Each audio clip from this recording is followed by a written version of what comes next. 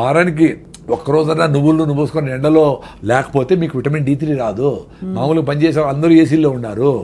మీ B12 రావాలంటే అంబలి, ఈరోజు మిగిలిపోయిన నీళ్ళు పోసి పొద్దున్నే అంబలి అది చేసుకొని గట్ మైక్రోవేవ్ ఇంప్రూవ్ చేసుకుంటే మీ గట్ నుంచి బ్రెయిన్కి బ్యారియర్ ఉంటుంది అడ్డం, దాన్ని దాటుకొని బ్యాక్టీరియా ఒకటే పైకి పోతుంది.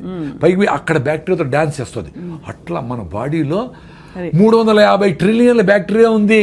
అవును, ఒరే మీరు బ్యాక్టీరియా జీరో బ్యాక్టీరియా తోచి వస్తూ ఉంటారు అందరూ, సైన్స్ చదువుకున్న వాళ్ళు అందరూ. అన్నం తినేటప్పుడు కడుక్కోండి చెయ్యి ఒకసారి. అంతేగాని బ్యాక్టీరియా కోసం చేసి తోమి వేసి నోట్లో లిస్ట్రిన్లు డెటాల్ గిటాల్ ఎన్ని వాడు చంపేస్తారు స్వామి. అవి ఏంటి, నువ్వు బతికితే మేము బతకాలి కదా అని పాపం అవి మనములు బతికించేదానికి అవి లోపల పని చేస్తూ ఉన్నాయి.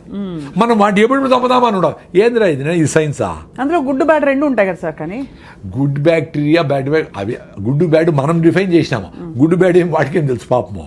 ఇప్పుడు మనకు మంచి చేసే బ్యాక్టీరియా ఎక్కువ ఉంటే చెడ్డ చేసే బ్యాక్టీరియా స్టెఫ్లో కాకసి వీటిని ఆడబెట్టి మూలకు పడి ఉండరా గమ్మునుండు అని చెప్పి ఇది చెక్ చేస్తే ఆడ పెట్టింటుంది అంతే.